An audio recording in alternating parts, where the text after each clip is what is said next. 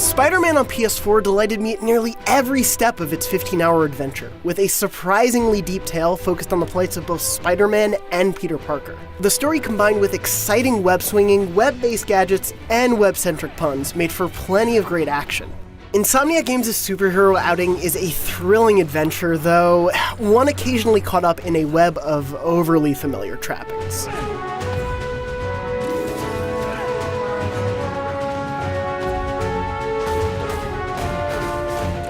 At its core, Insomniac Games' adventure strives to make you feel like Spider-Man, and thankfully, it succeeds at nearly every swing across Manhattan's rooftops. Swinging around feels quite simply spectacular.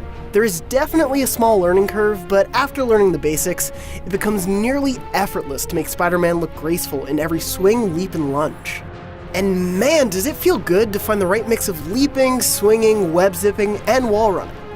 I've spent hours just webbing around the city and diving off the tops of the Empire State Building or Avengers Tower, enjoying the open city without actually completing tasks. That feeling of fluid movement only really falters in boss battles. Insomniac throws in some big and exciting fights and set pieces full of tense action, and a few harmless QuickTime events, of course. But the story's biggest boss battles are both front and backloaded, leaving the middle of the story sort of devoid of huge bouts. That pacing feels off, especially when the first couple of boss battles begin to feel like somewhat repetitive pattern recognition.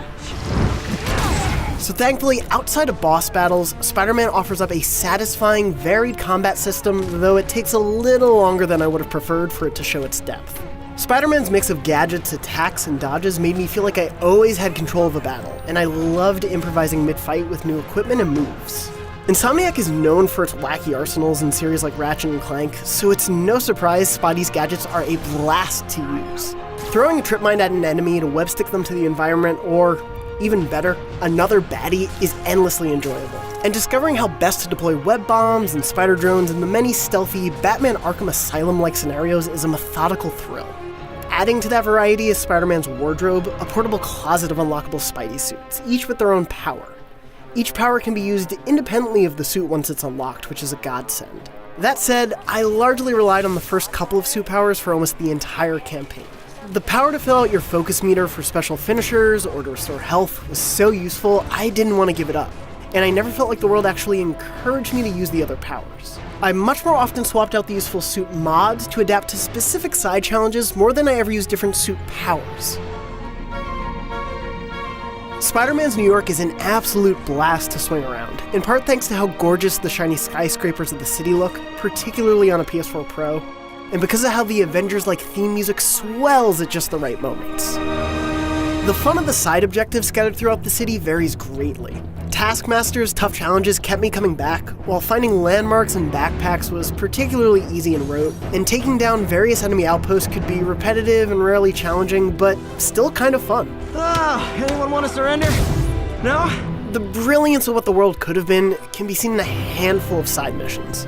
One optional mission features a familiar villain and ties really nicely into the main story. Another suite of missions force me to actually have a good sense of New York's neighborhoods. These side missions help bring the world of Spider-Man and its open New York City to life, and I wish there were more of them. I was pleasantly shocked by how relatable Spider-Man's endearing story of mentorship was. The twisted tale of Peter's mentor, juxtaposed with his own mentorship of Miles Morales, led to great, emotionally poignant moments, in part thanks to how I immediately became as attached to Miles as I did to Peter. I mean, come on, you saved Spider-Man. I'm pretty sure that makes you an official superhero. Meanwhile, Peter's tutelage as a laboratory assistant leads him, and Spider-Man, to make some harrowing choices that are as thrilling as any high-stakes moment in the MCU. Sorry, I have a habit of making bad jokes in tense situations. Insomniac makes really smart, economical use of its villains, so don't expect to be faced with a foe every hour or two. I'm really happy with the restraint Insomniac took, allowing time for its main villains to grow while making the others feel part of a lived-in Spider-Man history.